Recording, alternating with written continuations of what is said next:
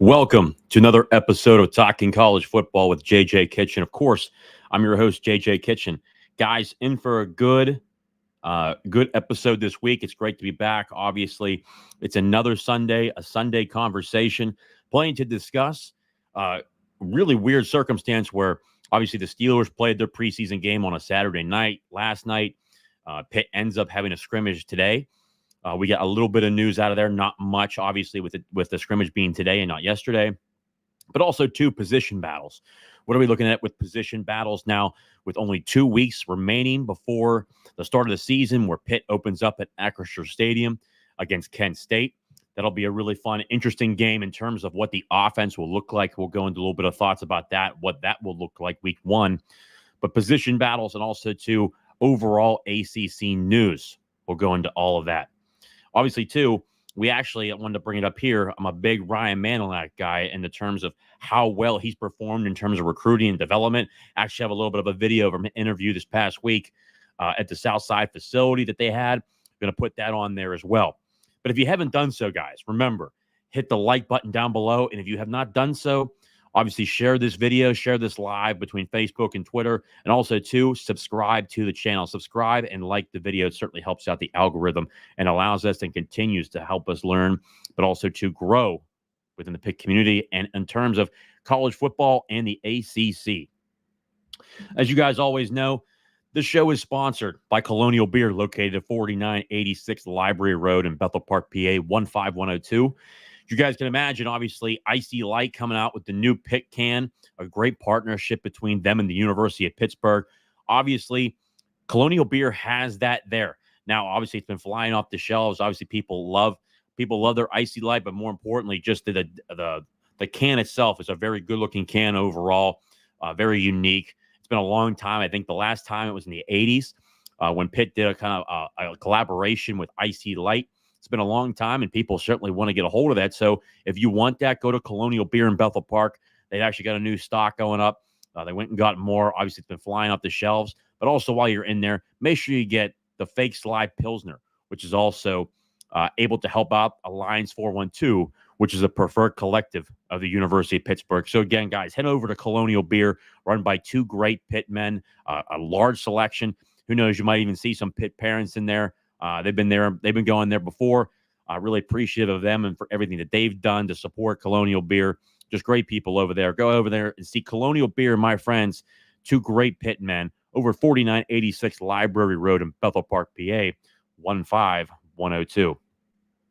Before we get into the actual show today, some people here in the comments section, WRW Pitt, remember to smash the like button and subscribe. Thank you. Can we get an update on the scrimmage? Look who shines at every position. Yeah, we'll go into a little bit of that, but also too, with limited information, just because the scrimmage was today.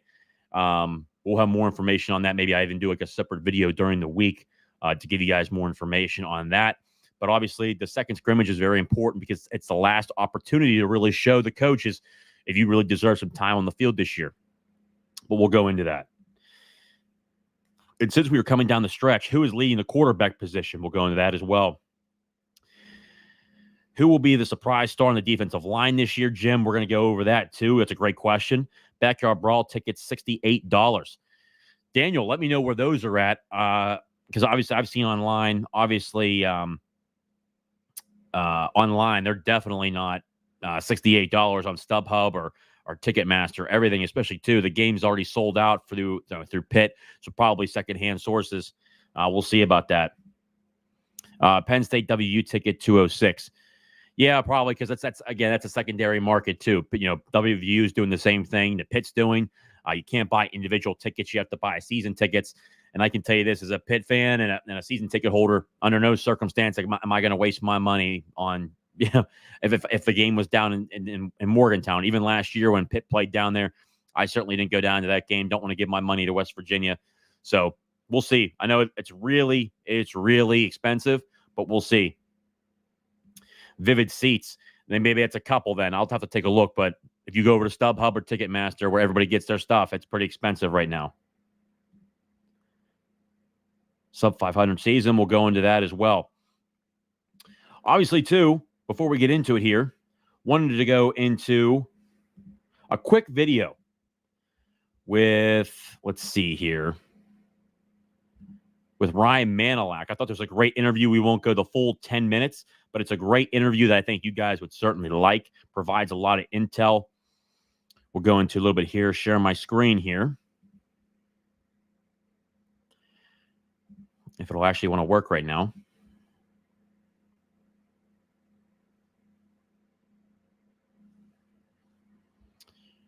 Yeah, Pitt training camp, share.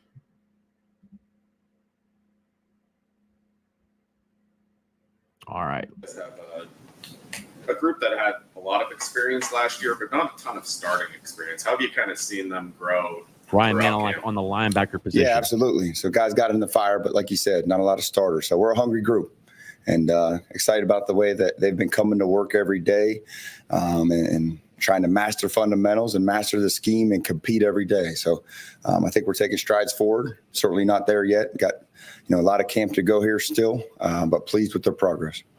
What allowed guys like Jordan and Sheep and Braden and to a lesser extent Kyle to be ready to play and make an impact right away? Kind of their first experience, the first year in the building. Yeah, I think it's a maturity first and foremost coming into college football, and to play early.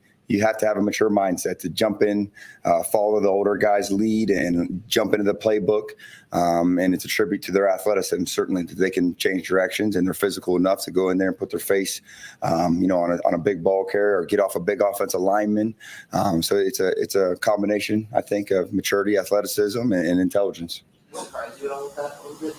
Is that your freshman kind of come with that, or is this a special group? I think they've certainly been a special group. I wouldn't say I'm surprised. I think that was the expectation and hope, but they didn't disappoint. Brandon George matured and grown in the past 8 months. Brandon's been great. He comes to work every day with a smile on his face, great personality, and he's going to try to lead the charge with his work ethic, and he's certainly not afraid to speak up vocally. So very pleased with his leadership. What do you see from him now that he has more added responsibility, like looking like he'll be like kind of the starter in middle? Like, how's he kind of embraced that challenge? Yeah, he's been ready for this opportunity. You think back to a couple of years, he's been in that fight for several years, prepared himself to be that guy for several years, and now that opportunity is here. And so he's had a few dress rehearsals, and so he's eager. He understands what it takes, and he's excited, and he keeps working his tail off. Is there something different about the sophomores that you have right now between like either Rasheed, Kyle, Braylon, Jordan? Like, it seems like you have a group of guys that are now really pushing in this linebacker room, where before, like most of your year, you've had a group of seniors or a group of like redshirt juniors, guys that have been around for a while. So this group, they seem ready to go. Yeah, I think they know they have to step up, and so it's they don't have that opportunity to look around and let somebody else fill that space. They have to, and they want to. And so, like I said, a little bit of youth there, but they're eager. They're taking accountability and they're pushing each other. We talk all the time about iron sharpens iron, and so they're on each other. And talk about if you look your brother in the eye and ask him to do something better, you better be walking a certain way too. And I think when you live that way, your room lives that way. Spines are stiffened and everybody moves forward, and so it's a good thing. Is there like an added sense you feel? We've heard from other position groups about how like guys seem more detailed or focusing on the details more, goofing off less, like when you guys are in your meetings. Do you sense like that level of seriousness from your guys, or is it kind of the same, considering Brandon was a leader for you guys last year too? Yeah, I don't think I've ever had a goofy room. So we got a good mature room again, and again, they're ready to work. Now, they also know how to have fun outside of the meeting. They're not, all the time, but they know when it's time to work and when it's business time, and they do a good job of locking in. How is Key Thompson doing so far? Key's been great. Proud of his, ability to come in here and learn and lead. Obviously, we, ask him to be vocal, and he's done that. He's an emotional football player. Where he came from, he was that guy, and he has that in him. He showed that passion. He's made some big plays in camp, so really excited about where Key Thompson's at. What do you like specifically? Yes, mainly playing the mic. As you know, we'll cross-train everybody, but mainly playing the mic, yes. What do you like specifically about what Kyle's doing this camp? We've heard, he's performing well. We see all the takeaway stickers. I mean, what's really jumping out about him? Confidence.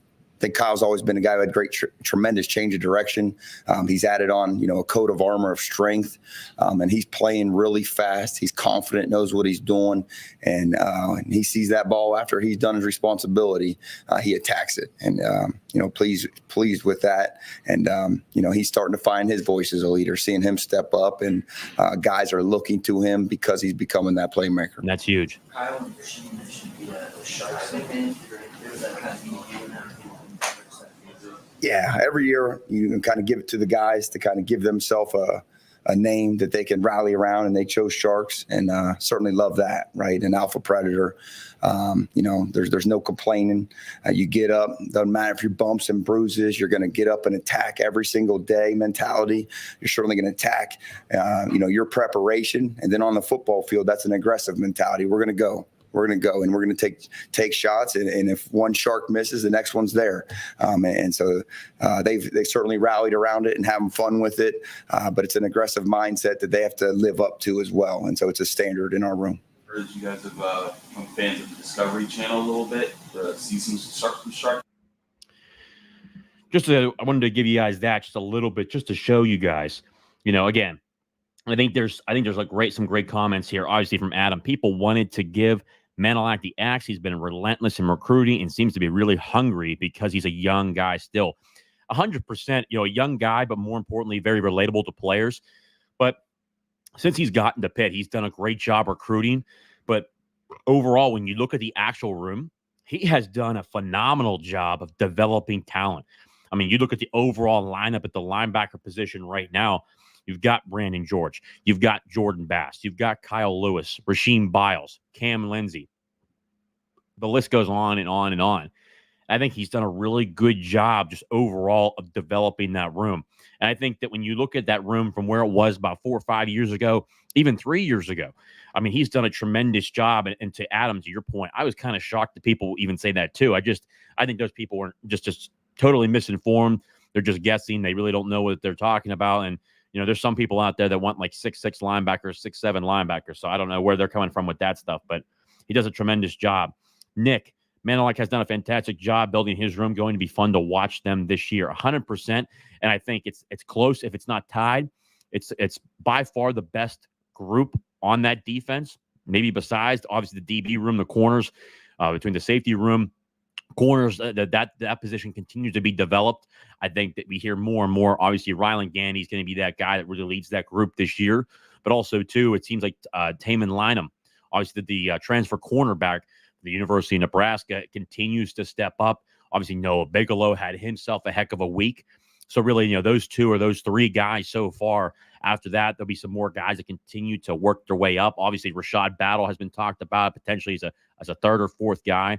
So that room continues to get better and better. But it's very clear when you look at those two top spots, Rylan Gandy and Taman Lynham are those two top guys in the cornerback room. But you look at that linebacker room, again, Brandon George, Rasheem Biles, Braylon Lovelace, a guy who played a lot last year, continue to have a good camp. Rasheem Biles, Cameron Lindsey, Kyle Lewis. I think Kyle Lewis is going to be an all ACC guy this year. His body, just the way he's developed into his body, but also, too, just knowing the defense has really done a tremendous job as well. Let's see here. Go up into a couple questions here before we go to more topics. Who will be the surprise star on the defensive line this year? This is a great question. And I think when you look at the overall defensive line right now, I think that the D tackle room is a lot deeper than what people thought. And I talked about this before, and people were really against me on this when I talked about it. But you look at the defensive tackle room, you've got Nick James there. You've got Sean Fitzsimmons. You got Nakai Johnson.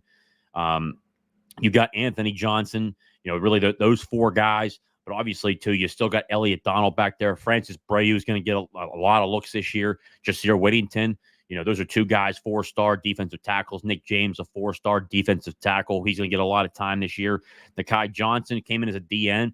He switches to defensive tackle, and everything we've heard out of camp, he's gotten a lot better at being more consistent. I think that was really the question mark about Nakai. And Pat Narduzzi recently talked about it in his pre-day practice press briefing, to where he talked about how you wanted to see more of the consistency. Man, you'd be like, wow, he's that guy. Just there'd be some plays where he's just elite at that elite level. Then there'd be times where they just looked at Nakai and just going, hey, what the hell are you doing? I think he's done a lot better job. Things that I've heard is that he's been much more consistent. Obviously, Anthony Johnson has done a really good job. I think he continues to get better. When you look at camp at this point, it's good to hear certain good things. Obviously, you look at the defensive end room. I think obviously the question marks there is just the lack of depth. I think really you have 4 to 5 guys, potentially 6 guys who can rotate into that position. Nate Matlack and Jimmy Scott. I kind of see there's the 2 starters right now. Chief Borders and Sincere Edwards backing those 2 up. Really those top 4 guys in the 2 deep. And then obviously you have David Ajebi, who was the defensive end transfer from Clemson, 4-star defensive end transfer. And then Maverick Rossio, the true freshman out of Florida, Fort Lauderdale, Florida. Again, I think that'll be really your top 6 guys. But really, when you look at Pitt's defensive end room, you don't want to go through really any injuries because then you start to really limit the depth. And I think, in Pitt's circumstance, I think, Elliot Donald could probably, move outside if they really needed a body. Ty Uhas could be a guy that moves out there. There's other guys on that roster too, but they need guys to continue to develop and step up. Where next year, you look at the class so far, there'll be more defensive ends coming in, but obviously too, Pitt will be buyers in the defensive end market next year in the transfer portal to bring in more depth. But it's a surprise star on the defensive line, Jim, to answer your question. I look at it and I think people really haven't been talking to him, enough. I think it's going to be really a tie between Nick James and Nakai Johnson. I just think that Nakai, for how much I've heard about how he's become more consistent, he's been a disruptor. The one thing that I've consistently heard out of camp overall when you hear and you talk about the defense is the speed of this defense. The speed is a lot faster this year. They went more athletic guys.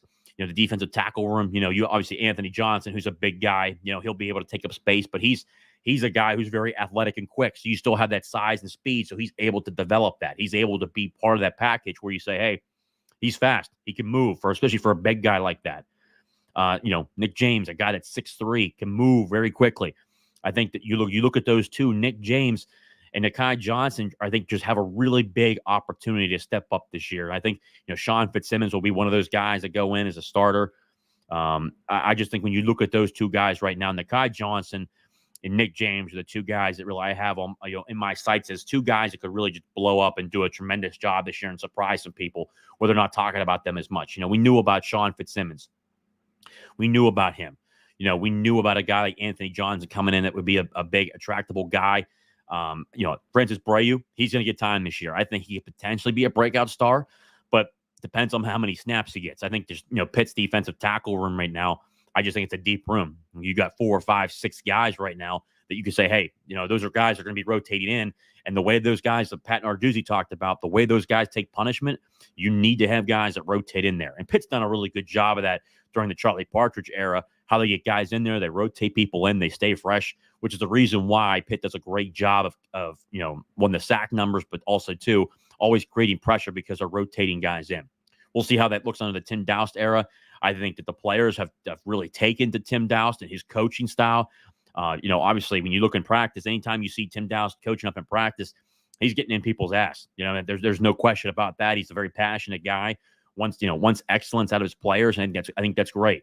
We'll continue to see what that looks like. And again, we can talk as much as we want about camp and what it looks like. And we've heard great things before at a camp. I think just the big test we'll see won't be versus Kent State. It'll be week 2 when Pitt faces Cincinnati. I think that's when we start to really, at least it's a Power 5 opponent. I don't see, Cincinnati being a great team this year. They lost a lot to the transfer portal again. They're coming off a 3-9 season. They lost a lot, though. They really didn't add. That's a big question mark out of them, but it's still a Power 5 opponent, Power 4 opponent. So you have to take them very seriously. And I think it's going to be the first point that we say, hey, really first test when you look at this defense and obviously, too, this offense. But in terms of defensive line, Jim, again, I think it's Nakai Johnson and Nick James, 2 guys that could really surprise people. Backyard Brawl ticket, $68. We were over that. Penn State WVU tickets. Well, probably, at the end of the day, Penn State and WVU are probably, that high because, one, they have 10,000 less seats than Acrisure Stadium. And obviously, too, Penn State, they travel really well. So that's probably why it costs so much. And heck, at the end of the day, I think probably what they should do, West Virginia, they probably should bring those prices down too, because there's probably a reason why they only sell out one game a year. It's either, Pitt or Penn State they sell out for. Besides that, they never do. They're averaging around 47 and 50,000. So I think West Virginia maybe needs to lower their prices to where, at least try to get that, to that point where they're actually at full capacity besides one game a year. Sub 500 season. Dudes on the hot seat. I think it's a great question and one that we've talked about before. I think when you look at Pat, we can say at one point now, hey, this is one season. You look at this team, it's 1 year. It's not a big deal. I think it could potentially be sold as a hiccup. If he has another bad year this year, which is, again, I don't see them going 3-9 from the things that I've seen, the things that I've heard. I don't expect that. The quarterback play, it doesn't matter who starts, Nate Yarnell or Eli Holstein, it's going to be better regardless. I mean, last year was just a generational bad year. If he loses really bad this year, is he on the hot seat? Yeah. Do I think he'll get fired after this year if he does a really bad job? No.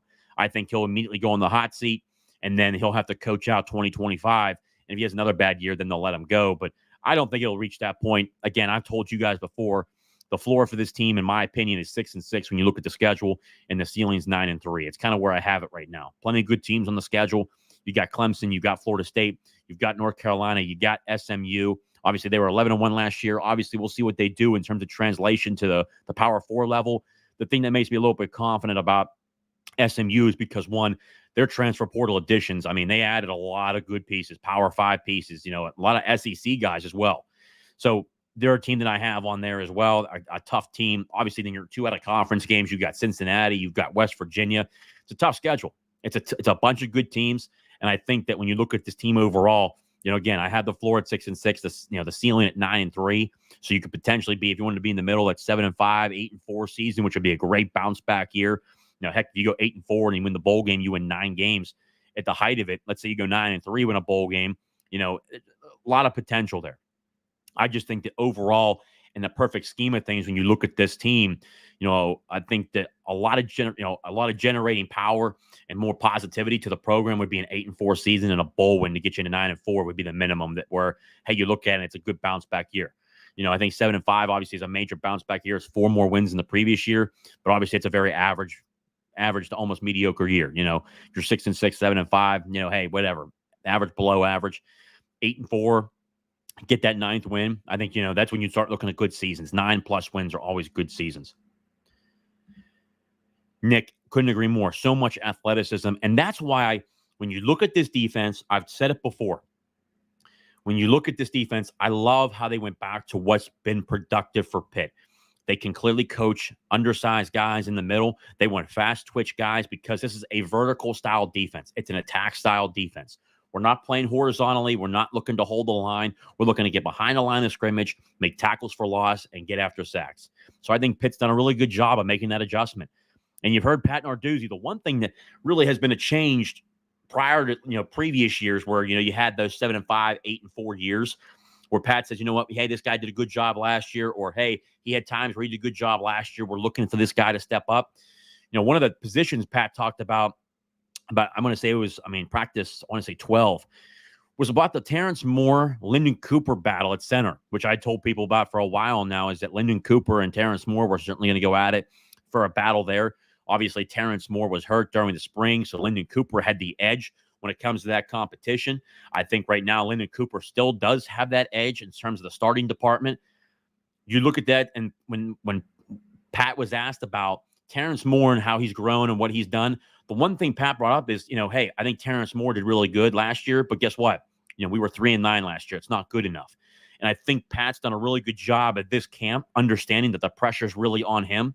There's a lot of pressures. Donors were not happy last year, so that creates a lot more pressure, obviously the money purposes. But more importantly, when you're not winning, that's a big issue. And I think he understands that. And that last year was not a good year. That's not something he's accustomed to. Obviously, during his Michigan State days, he did have a couple years. There was a couple 4-8, 9, 3-9 seasons. Mark D'Antonio went through that, but obviously they bounced back to the T of Michigan State. They were able to bounce back. I really see the same thing here. I look at the overall roster. And people in the middle of the summer were calling me crazy. It's, well, how can they get better if they were struggling here and they were struggling there and the offense looked like this? The offense, I truly tell people this, the offense was generationally bad, quarterback-wise and schematically. What did Pat Narduzzi do? He changed the quarterback. Nate Yarnell brought in a transfer from Alabama, 4-star quarterback Eli Holstein to compete. Ty Diefenbach, another guy who's currently on the Pitt roster. He's a guy who's really athletic. He's been involved in a lot of the competition. It's between, Eli Holstein and Nate Yarnell, clearly. But Ty Diefenbach is no slouch. I think he's a tremendous athlete. Big guy, 6'6", big arm, and played wide receiver for a portion of time, so he's very athletic when he was in high school. I think when you look at that, he made that change. Then he fires, Frank Signetti, and then brings in a new coordinator. But then also, too, pushes out the rest of the offensive staff. He brought back Tyquan Underwood, and, again, I think Tyquan's a great individual, but that wide receiver room was severely undercoached. And again, I love Tyquan Underwood. But when, a guy like Kenny Johnson came out recently in an interview and said, I was almost running aimlessly. And actually, I probably should find that interview, by the way, just because it was a really good interview overall. And it would be really good for you guys to watch it. I thought it was very telling, to be quite frank with you. That was one thing. Also, too, let me know in the comments section, guys. Did you actually see the ACC preview? Pat Narduzzi on the ACC road trip. That's on here as well. We can take a quick look at that as well. Let me see if I can find this Kenny Johnson interview here. Let me see here.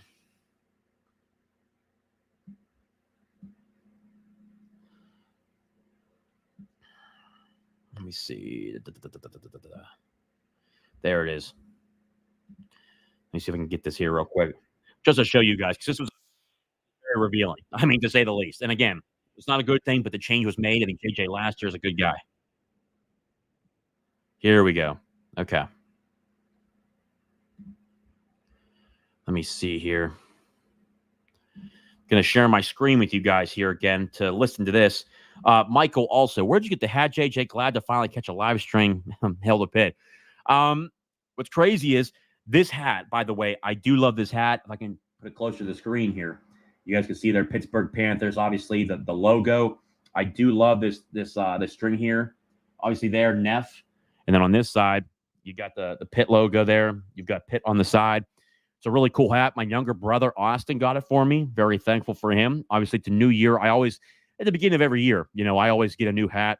He hooked me up with shoes too. Austin's a Pitt guy as well. Loves the University of Pittsburgh. Loves Pitt football. Supports Pitt football, Pitt basketball growing up. He loves Pitt as well. So it was really cool. I'll have to ask him, Michael. I don't know where he got this from, but I love it. I can tell you that. This hat, I do like it a lot, and it's nice too. Got a new podcast hat. Pretty cool. Again, even with the rope around through here. And then obviously the logo here. I do like it a lot. Really cool to get a new one. And obviously 2 for game days. I'll be wearing that on nice days. But then obviously 2 new podcast hats. So I thought I'd be sporting it today. So Michael, I'll get back to you on that. I'll ask Austin where he got it from.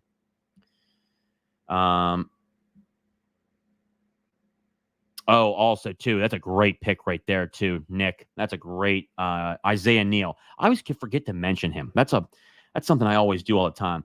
But here, I'm going to share this screen with you guys, and we're going to watch this interview with Kenny Johnson. And I think that you guys would certainly like it. But there's also some revealing stuff in here, and I think that's why, for instance, when you go back to the comment about being developed, that was a big thing. I think those would be good for you guys to watch and just listen to what he says. The up tempo and all the pre-snap motion and how fast it has to be. How much work is it for you guys in the classroom to translate to the field and be like, hey, we call this, we're setting this up, you got to get to your spot. Like, how much work does it take to get from there and make it smooth and fast so the defenses can adjust to you guys? It takes a lot of hours. We've been in our film room a lot. Just going in, watching film, looking at all the signals, and just looking at how everything goes, just so that way we can get the play, diagnose the play quick, and go and run it, so we can be a fast-paced offense. Was there an adjustment that you guys felt like you had to do as far as how you studied or how you prepared when you're looking at film or looking over playbooks? Because it sounds like it's not just knowing it; it's knowing it so that you guys are on it before the defense can even think about it? Yeah, it's a lot more intense. I will say that the film study's been a lot more intense, more attention to detail oriented, and we've been really focused on it. So I think we're gonna be real good season coming around. Kenny, how's the execution been so far? Honest, Guys, I'm going to replay that again.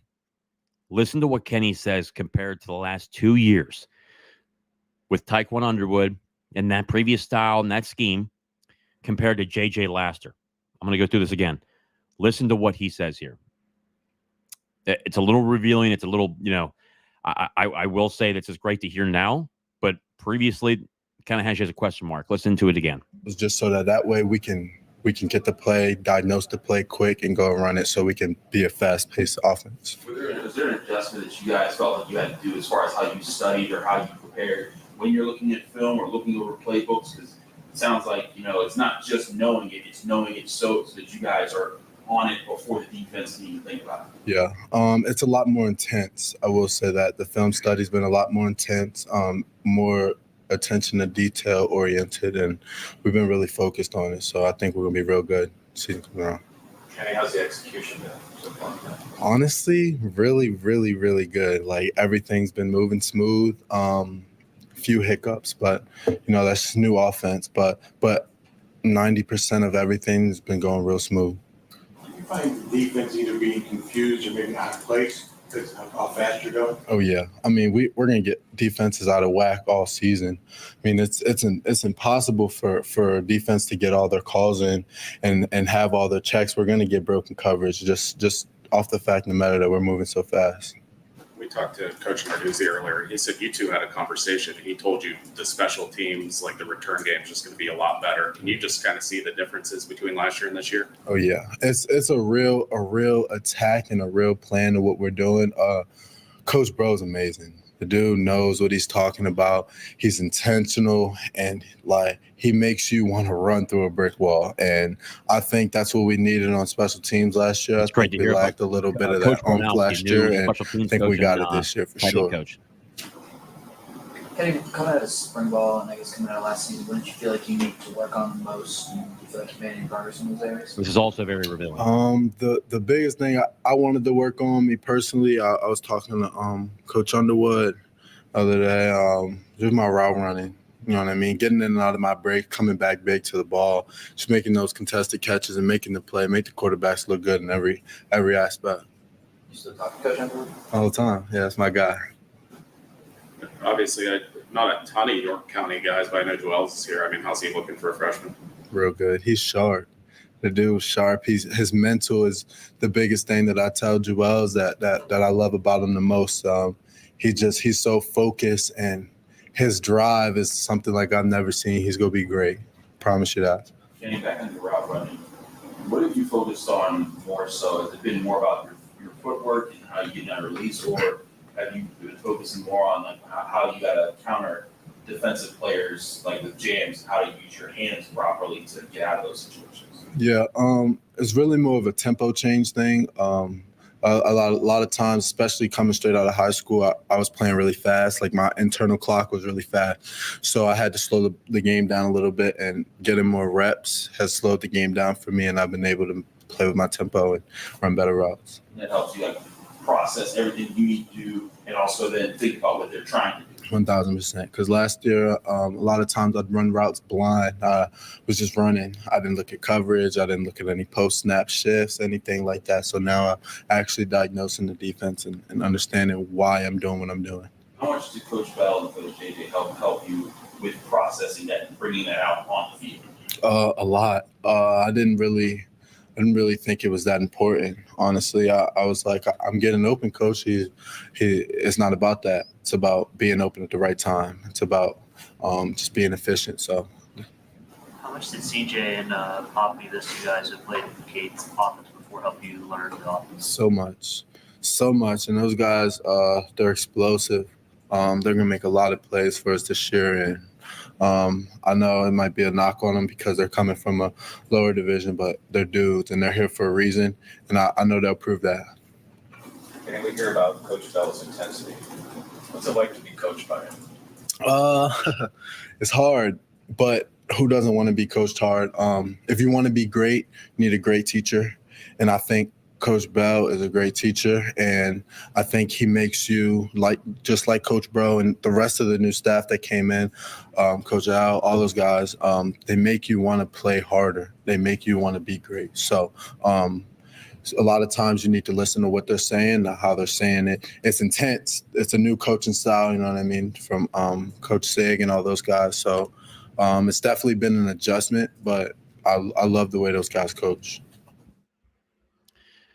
Great stuff there. And again, a guy like Kenny Johnson, who is going to be a massive star in this offense. Again, I think that he is a potential guy. When you look at potential breakout stars, I don't put a potential breakout as like a Gavin Bartholomew. He is going to have a breakout year because of this offense. We expect him to be at a high level. Kenny Johnson, as a true sophomore, I think is going to have a hell of a year. You listen to him speak there. Just the IQ of the game is to a new level. I think this just the way that JJ Laster coaches, Cade Bell, he just talked about it there. They're coached hard. It's a lot different than what Coach Signetti and other coaches were doing. I just think that it's going to be better for Kenny because he's a guy that has so much athletic ability, and he is a top receiver on numerous teams, and especially on this team here at Pitt.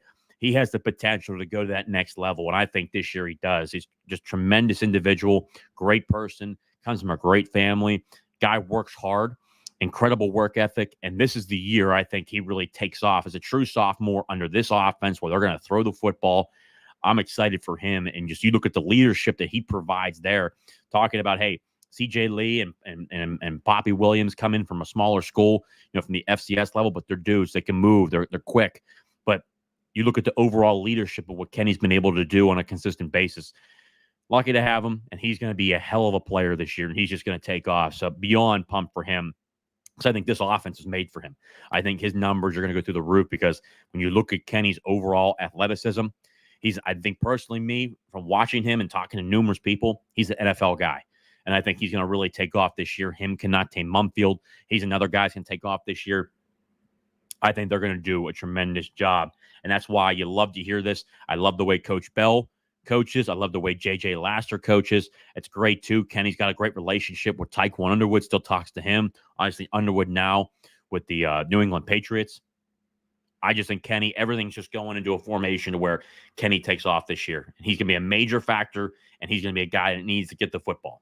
And he will get the football this year. Couple other ones here. Nick Presto, this is a great one here. I'm actually going to add this name in here as too. Isaiah Neal. We've heard a lot about him. He's a great interview as well. Just, a very confident guy. Comes in, understands, as a true freshman, how to follow, and now he's going into that next level, how to lead.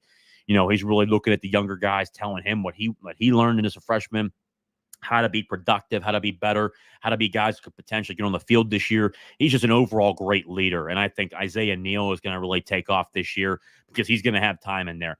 And that's a guy, honestly, to Jim, Isaiah Neal's a guy to watch. And again, I've said Nick James, Nakai Johnson, and Isaiah Neal. Those are three guys that people aren't talking about enough, and they're going to get a lot of playing time. And I think they take off this year. Again, the defensive tackle room is just, people call me crazy about it, but I told people there's a lot of talent on this defensive tackle room and the D-line room. So it'll be fun to watch this year. Let's see here. Big Bear Scott, big breakout year. Jimmy, again, I think he's going to have a really good year defensive end room with Dalen Hayes and Sammy O out the door. A big opportunity for him to step up, and I expect him to. You saw it towards the middle of the year into the end of the year, him starting to get more pressures. Obviously, it was hard for the defensive line room to get pressures when you're losing the majority of the time, and a lot of teams are running the football. But this is going to be a big year for him, and I think he takes that next step. Take a look at the Moon Chicken, my man. I know coaches are high on Yarnell, and he is loyal to Pitt, but I think Eli Holstein is just that good and should be the starter, but I would still be confident in Yarnell to get us to 9 wins. I agree, and we'll go over that here in a second. The change over to a young, innovative, hungry coaching staff on offense is going to pay off big time. Cade Bell wants to be the best. Nick, I couldn't agree more, and you're seeing it on a day-in, day-out basis, especially how the players talk about it. The change from last year, the last 2 years, to what it is this year. The last 2 years, in my opinion, I think it was more laid back. I think there was not a lot of urgency, the way that certain things were coached, how they were coached, that stuff changes, especially with this group that wants to be successful. And it's certainly, too, when you look at the motivation to Cade Bell, who wants to be the best football coach, wants to be the best offense in the nation. I think it's a really good thing for Pitt. I think overall right now it's a good hire, but we'll see when the games and the lights turn on. But from the more and more I hear that the offense gets better with each and every practice and each and every scrimmage. So we'll talk more about that. Neilio, just Google New Era Pitt Panther lids and slide the pics of that hats to the right. JJ's will pop up. Perfect. Thank you for finding that, by the way. Check in. Great show. My man. Thank you. To this question here from Talk is Pitt. The quarterback competition right now, obviously, between Eli Holstein, and there's been a lot of talk from a number of different people who have said, it's really starting to turn into a competition and that things are really, really tight right now. And the more we hear about Eli Holstein, I agree. And this was really one of the facets that I talked about from numerous people that I heard and people that I talked about is that when you go 3-9, this thing is every position across the board. And it's not even just quarterback. Every position is in a position battle. Everything is up for grabs. And, I tweeted it on Twitter, and there was a couple media members and a couple Pitt fan accounts that tweeted at me and said, oh, it's Yarnell's job. It's Yarnell's job. There's no questions asked. He's the guy. He's going to be the guy that's going to be the starter no matter what. And I said it was going to be a competition. And here we are, 3 weeks into camp, finishing up the second scrimmage, and it's a dead heat battle. And I think that the more we hear about Eli Holstein, the more of a chance by week 1 he's the starter. And right now, if I had to bet, it sounds like that Kent State game is going to be a real indicator of who's really running this offense better. I would be shocked. And especially, too, ACC Network on their ACC road trip, talked about how they expect Eli Holstein to a certain degree to get in there, and they wouldn't be shocked if he starts the year. I've been saying this for a while. I think he's a great athlete, 4.5 40, big guy, a lot more versatile in the pocket. Then again, if Yarnell started the season, that wouldn't bother me at all as well, because I think Yarnell is a guy who's done a really good job at times. You saw him come in last year, was clearly the best quarterback on the roster. I think he's a guy that continues to get better each day in and day out. Big arm guy, big, tall guy, can certainly move. I just think overall, when you look at the agility aspect and athleticism, I think Eli Holstein has more athleticism, if I'm being honest. I think he does. I think Eli Holstein gets the ball out quicker when you look at the offense and how it transitions. But when you look at Pitt's quarterback room right now, their top 2 quarterbacks, Nate Yarnell and Eli Holstein, they're a major, major upgrade to what Pitt was playing with last year. If Nate Yarnell would have started the whole year, I think Pitt wins 7 games, at least, because of how he was playing down the stretch. So when you look at this quarterback room, it's a competition. It's heat. It's neck to neck at this point. I just think that the more we hear about Eli Holstein and the more we hear about just the open competition, just leads me to believe that there's more of a conversation that Eli Holstein's very close to potentially overtaking this job. Just my opinion. I'm just happy overall, and I think Pitt fans should be happy overall that this offense, when you look at it from last year to this year, a new scheme, different coaching, a younger, much more energetic vibe. But the fact is that there's battles across the board. But these 2 guys are playing at a high level right now, and they're continuing to watch tape. The film study is extremely intense. These guys are pushing to their limits in practice, especially, too, they're throwing darts, as I was told. You can't ask for more than that. And I think overall, we'll find out again. We will find out what team we have, not against Kent State, because Kent State's coming off a 1-11 year. That should be an easy win no matter what. I'm comfortable saying that. I mean, if it's even close, then we have a problem. When you look at this team overall, I think that we're going to find out what team we have. That first game against, the second game against Cincinnati, and then the backyard brawl at home week 3. We'll see where the corrections are made from week 2 to week 3, and we'll find out what team we have. That's really going to be the debating aspect of it. And, the way Pat Narduzzi does his business, I would imagine, if both quarterbacks play, they'll probably open it up a little bit. But I think that for the most part, you'll probably see a vanilla-style offense again, but to see who really runs the offense at a certain level, you're going to see the up-tempo stuff. But obviously, too, the way Pat Narduzzi does things, which a lot of other teams do it too, which, I don't like it. You're going to see how does these two quarterbacks run this offense in the tempo? And obviously, too, Cade Bell's not going to show everything, against Kent State. They're going to hold some stuff back, and they'll go into Cincinnati, and they're going to play over Cincinnati. And I think they're going to see a lot more of that stuff, to where they're going to hide stuff, what he usually does. And then week 3, there'll be some nuances, too. The creativity of Cade Bell really, in my mind, makes me more comfortable. I think that the lack of adjustments from Frank Cignetti for 2 straight years, especially last year, sometimes, after that first scripted drive, you were just wondering, what the hell are they calling? Like, what is the thought process of what they're running? Especially when you have a great drive, when you're throwing the ball through the air, you're seeing progress, you're watching the offense move the football, and then the next drive they come out and they're running the football 3 straight times. It just, in my mind personally, I'm just thinking, what the hell are they doing? What is the thought process of what they're trying to achieve here? And I think that the lack of identity on offense under Frank Cignetti was startling. More of the second year than the first year. Pitt won 9 games. The first year, Frank Cignetti should have probably won more than that. Shouldn't have lost a Georgia Tech game at home. The rain game. Shouldn't have lost to Louisville at Louisville. Those should have been 2 wins right there. We blew those.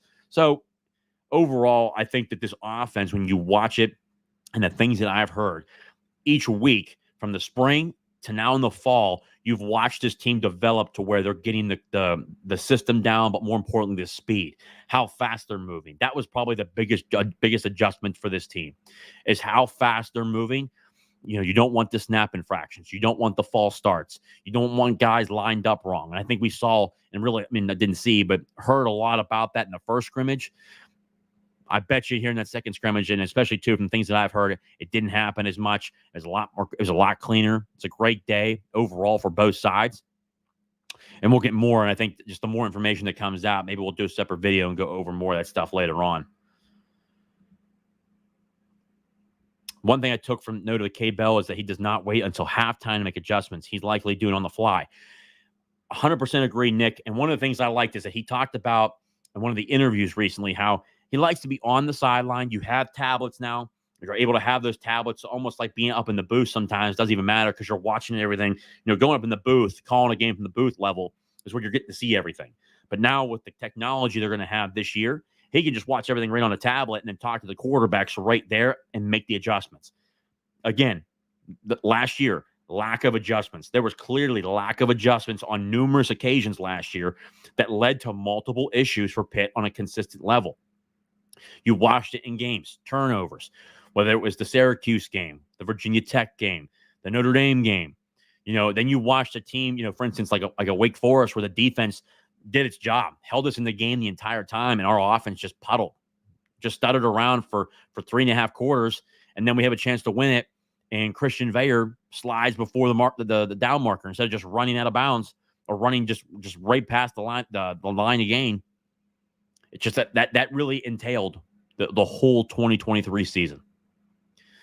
But the good thing is that you see the adjustments, and we'll see the adjustments on a day in, day out basis. But then again, we're still in camp. I think when you look across the nation, you're going to hear a lot of good stuff. And I think, Pat Narduzzi has been pretty straightforward on a number of different things. He talked about how the offense had those snap infractions. When you look at the speed and the pace, they weren't ready. The day before the scrimmage, they were really going up on the defense, but the defense really brought more energy.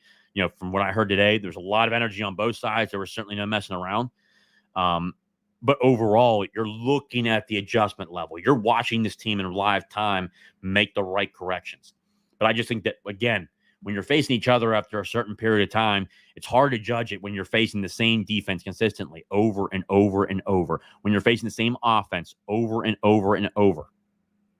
I think in Pitt's case, for this offense, it's good they're facing Pitt's defense because it's going to be a damn good defense again.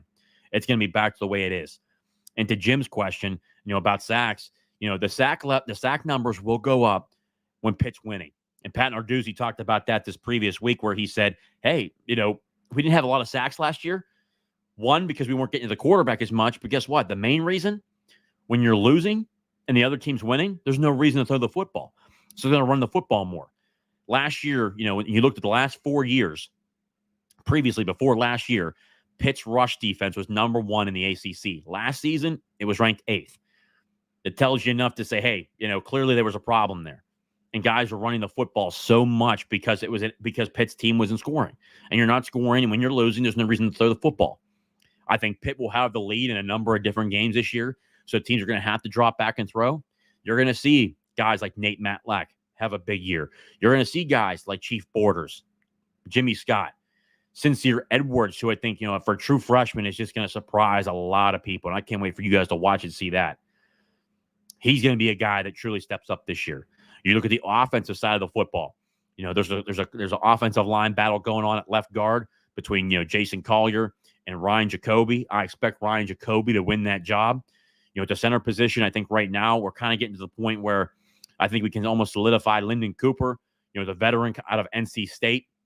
A little bit smaller. I think he's 6'2", and then you got Terrence Moore, who's a 6'3", 6'4" guy.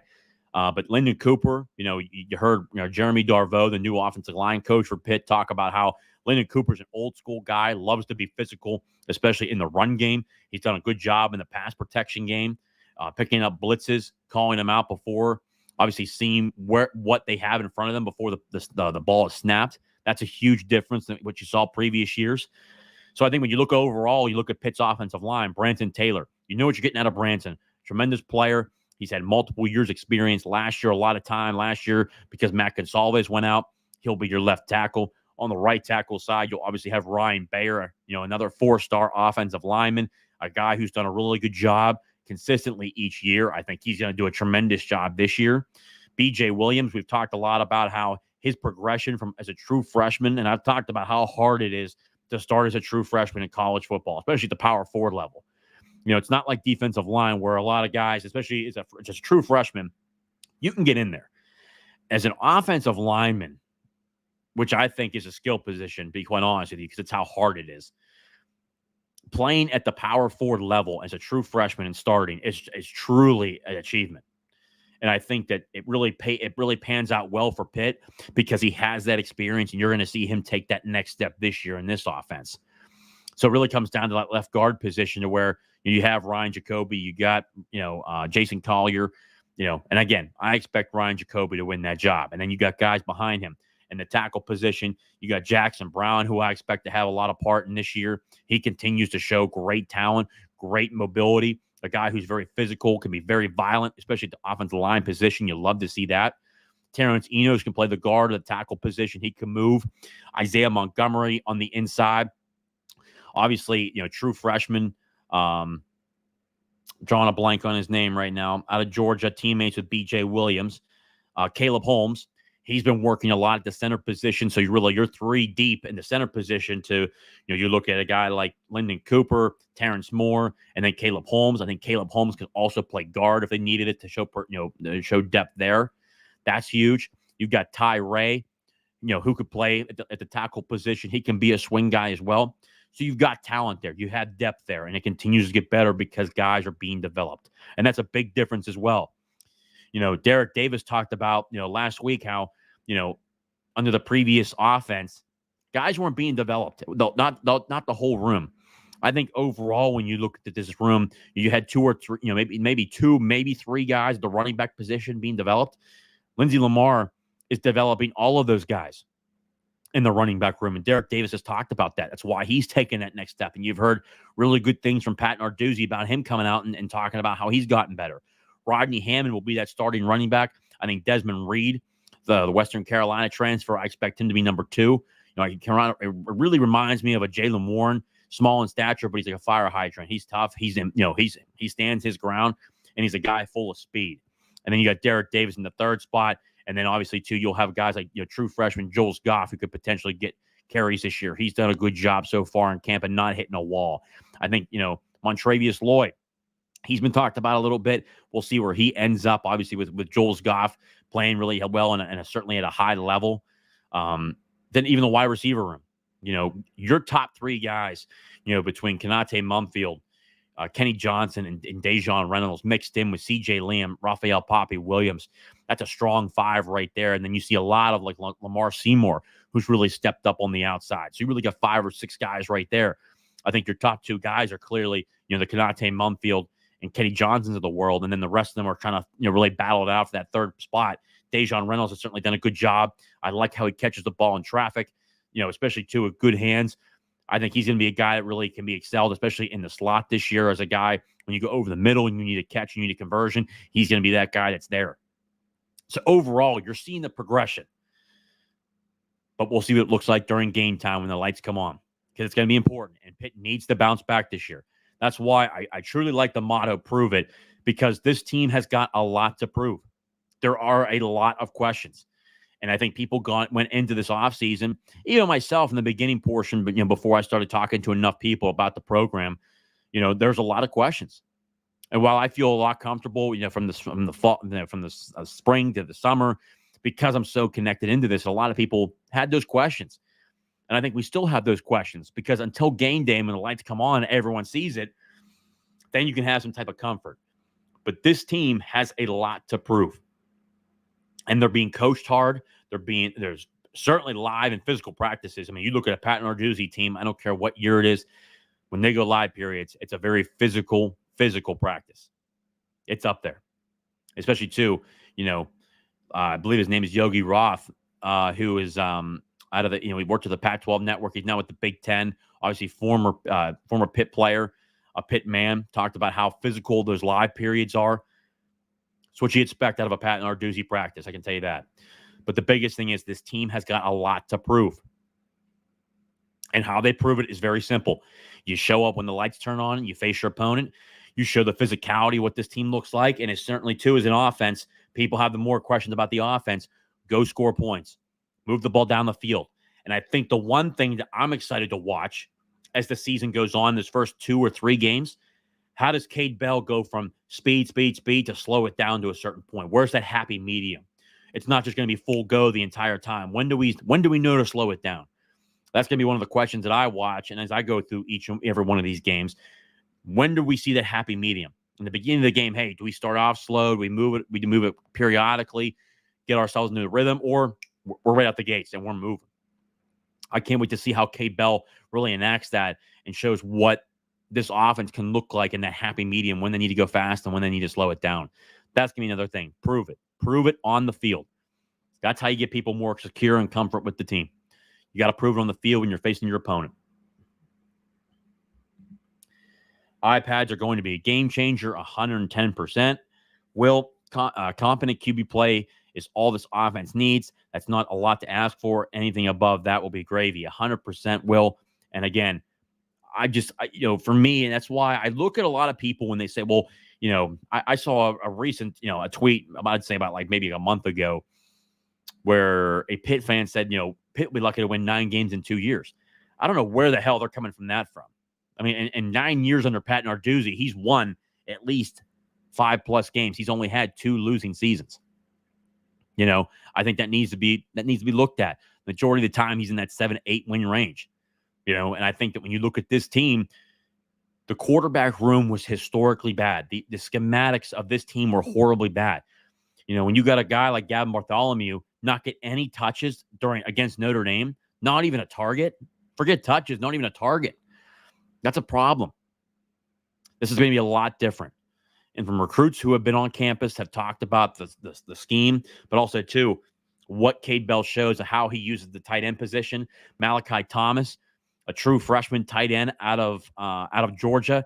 Apparently, he's starting to flash and starting to show some really good aspects of what he's able to do. He's supposed to help out this year. I think overall, when you look at these 3 teams, overall, the 3 top guys probably, Gavin Bartholomew, Jake Overman being number 2. Jake Overman, the tight end transfer from Oregon State. And then Malachi Thomas, the true freshman, and then Jake Renda. Those 2 guys fighting for that 3rd spot. It's kind of where we are at this point. But I think just, again, the quarterback play was just historically bad. If Nate Yarnell plays the whole year, we're 7-5. But also, too, if we go 7-5, does Frank Signetti not get fired? Are we still in that pro style, 1985 Bill Walsh offense? So while, I'm upset that we lost, 9 games last year, I think it was needed. I think it was an eye-opening experience to Pat Narduzzi that said, hey, we got to get our shit together. We got to quit playing the periodic, pro-style offense where guys don't want to be in it. We're not passing enough, and we're not being proactive. We're not being aggressive going down the field. We're being dink and dunk. We're running the football to a power extreme. I mean, look at Iowa. Iowa's a prime example. They're still struggling. Their defense plays really well, but heck, they had a number of games last year. Heck, the championship against Michigan, they didn't score any points, didn't score a touchdown. Went into the bowl game, didn't score a touchdown, didn't score any points. You just can't do it in this style of college football or even the NFL. The rules have changed so much to really help the offense in terms of safety that you have to score points. And I think that Pat Narduzzi really learned and really had his eyes open. And if I had to guess, probably had a very stern conversation with Heather Lyke. And I think Heather Lyke probably had a lot to say. College QBs have helmet speakers this season will be huge too, 100%. Michael, I'm still worried about the punting. Way too scared about Junko from last year. So, Michael, this is a great, great question. And this was actually brought up recently. Jacob Bronowski was interviewed. I'm going to bring this up. And he talked about Caleb Junko won a competition down in Florida for punting. And Jacob Bronowski has brought a whole different light to special teams play. It's almost like he wants guys want to play special teams now because how he coaches it and what he's done in terms of the mental game for Caleb Junko and how he's actually progressed this year. Michael, that's a great question. I'm actually going to show this interview right here. Short interview with Jacob Bronowski, who, again, by the way, guys, I've said before, he was being really looked at hard by a number of SEC schools. We're lucky to have this guy. I think he's that good of a coach. And you're going to see it this year between the tight end play and especially, too, the special teams play. Let me see if I can find it here. Here's Jacob Bronowski right here. Let me see here. Of course, it's a commercial.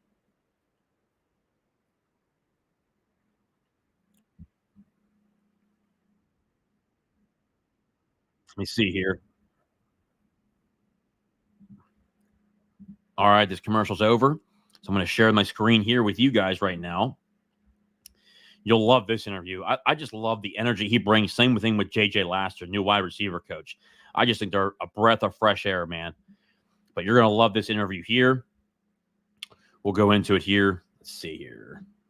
Listen to Jacob Bronowski on the tight ends, but also, too, the special teams. Thing off. How's everyone doing? Good? Awesome. Was enjoying it so far, being back on it, Steelers back and everything. Awesome. You enjoy it? Oh, are you kidding me? It's best.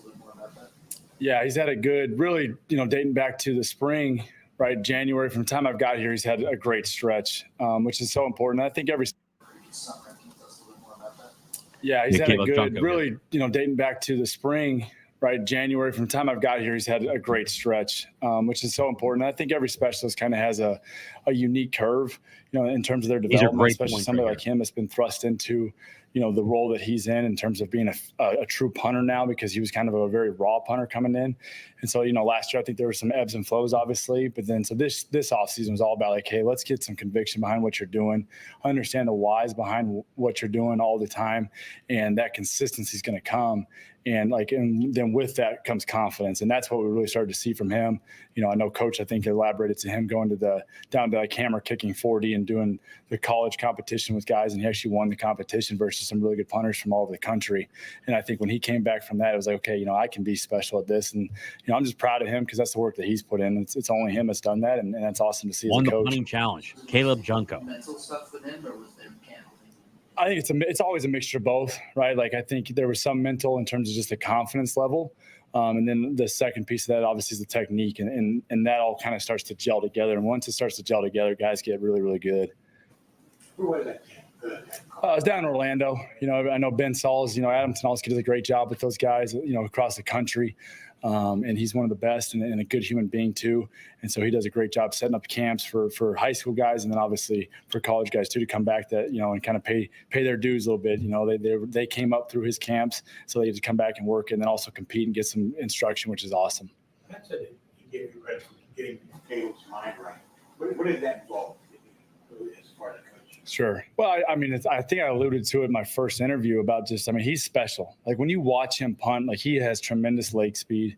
And so from there, it's just getting him to see that in himself. And I think a big piece of that is the consistency, and so we minimize the things and the thoughts in his mind, right? We minimize it to 2 or 3 things that then he can go out there and just grind on those 1 thing, 2 things every other day, whatever it ends up being. So then now he can go out there and be confident. Because when you go out there, it's no different in golf, right? Like you go out there and you're thinking about 100 different things. Well, good luck actually doing the one thing you're supposed to do, and that's make it hit a pure shot, right? It's the same thing as a punter, and I'm a big believer, and obviously on game day, I'm going to put those guys in situations to be successful, without obviously handling wind and different things like that, and our different sets that we can do, so that way they can go out there and have the most confidence known to man, and they can go do their job.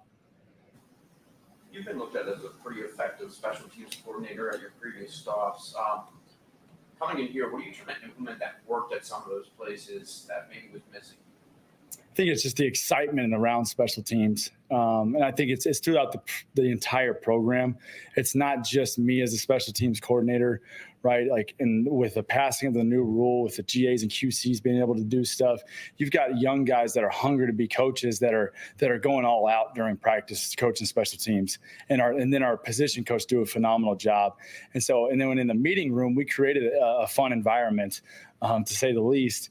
And so because of that, like guys, it's contagious, and guys are flying around right now, and it's been really, really pleasantly surprising where they're at right now. And again, because we have great specialists, that always feeds into it, We see you flying around the field during practice with the high energy. Do you think this team needed that type of wake-up call? Yeah, wake-up call, for sure. It's hard for me to say what was happening before I got here. I know obviously Coach Narduzzi is as good as there is when it comes to having a plan and a vision for his program. He's been doing it for a long time at a very high level. And so obviously he brought us in for a reason. He knew the energy that we all carried in how we go about business. And so I think obviously I think that was a big piece of why you look at the offensive staff and somebody like myself, why I got hired. Another guy that's been mentioned a lot, Danny Warrock. What has he been able to do? What are you seeing him? Danny is man. He does it all, man. Like I don't think a lot of people understand, what it takes to be a special teams like quality control, especially during fall camp. I mean, it is a long day. I think it's enough there, but overall, Michael, to your point, a great question there. But again, Nick brings it up here. Apparently, a junk doesn't change man. I'll tell you what, when you look at a guy like that who he was able to go on an open forum, Jacob Barnowski, the special teams coordinator and tight ends coach, and talks about how, Caleb Junko won a punting tournament in Orlando with with across the board power forward level punters. That's a major process. And he talked about the mental side of the game, how they're able to adjust that, plus his mechanics. He's being coached to a different level. And again, it just goes across the board. This team in general is being coached at a higher level this year because of guys that have come in, the younger group, but more importantly, coaches who want to be the best. And they see these guys having plenty of talent, but they need coached up. And a lot of times you got to coach these guys hard. It's that simple.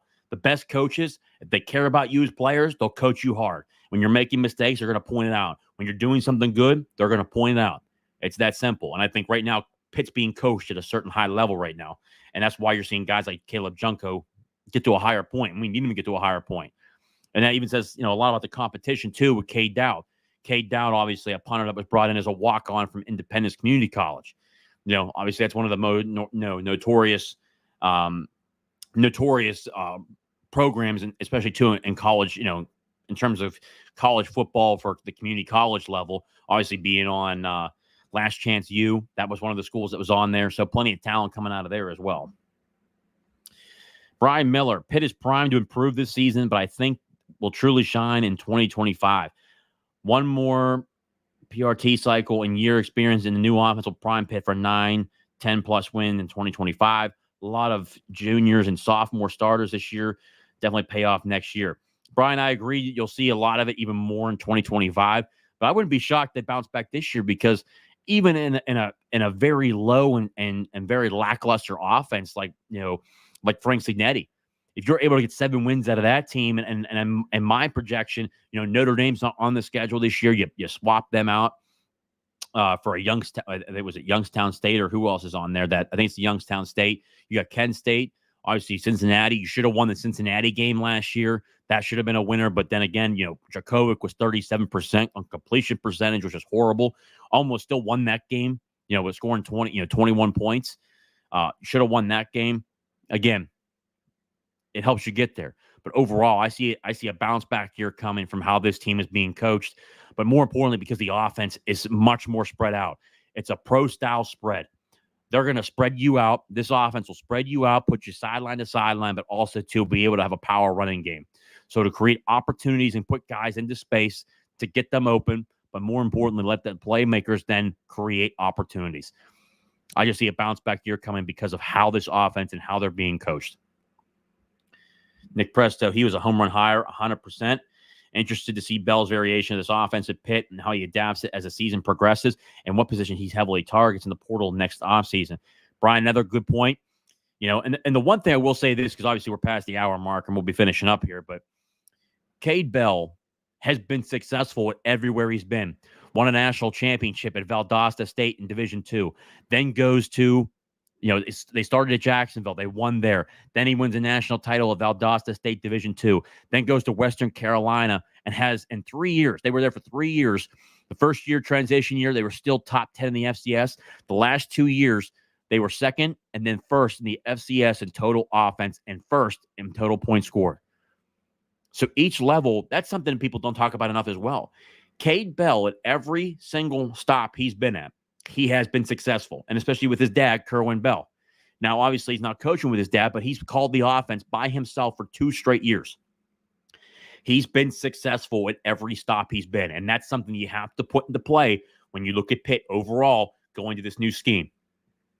He's gone to multiple different schools, used multiple different players, even before the transfer portal, and was successful. I expect him to have a level of success this year. Steven, that's 8-4, 7-5, move the needle enough from recruiting and NIL, and bowl games don't matter with 12-team playoff. Bowl games don't matter because a lot of guys drop out. That's what, that doesn't matter. But then again, you're still playing the game. You win the game. That's great. It's going to help you. 8-4 wouldn't move the needle. I don't know about 7-5. Pitt's NIL has gotten a lot better in terms of what it's been the last couple of years, especially too because the corporations in the city of Pittsburgh. That's been a huge thing with the millions of dollars they've gotten there. Bowl games don't matter. 8-4 would certainly move the needle, and a bowl game would certainly move it to a 9-4 year. That's a great year. 9-4, you're winning 9+ games, and then 10+ games. A lot of programs wish they could do that. Heck, there's still teams in the Big Ten right now. Look at Nebraska. They haven't been to a bowl game in 7 straight years. There's a lot of teams that wish they could get the 9 wins. So we'll see. Guys, again, another great episode. If you've not done so, hit the like button down below, guys. It certainly helps out the algorithm, but also, too, spreads our conversation here. Let me know in the comment section, what positions do you guys want to know about? What positions do you think will be the strongest for Pitt this year? Do you think Pitt will have a bounce back year? How many wins do you see Pitt winning this year? What's the hardest schedules that do you have? Let me know your thoughts. Let me see T-Man here. One more question. JJ, I know I commented last week on this. Do you think the starter will be named as the QB heading into Kent State? I do think both play week 1. I can see them waiting until after the game to name one. T-Man, I think to this point, they could probably name a starter before week 1. He probably will. But I think that game overall is going to be a deciding factor how they play because they're both going to play, in my opinion, I think, for just how we're going at this point. So that after that first game, we'll see more of it. Guys, again, hit the like button. The show is what it is. The Sunday conversation continues to blow up, continues to show viewership, but more importantly, the show is fun because of you, the fans, the viewers, but more importantly, the tremendous questions just day in and day out. And just the Sunday conversation is great because of your questions. Again, guys, if you have not done so, easy thing to do. Hit the subscribe button down below. Hit the like button. Share this on Facebook, on Twitter. Give your thoughts, but also leave comments in the comments section, and I'll be able to answer them when I go look at them. Guys, as always and forever, thank you so much for always supporting Talking College Football with JJ Kitchen. Guys, as always and forever, hail to Pitt and hail to the ACC. I'll see you next time.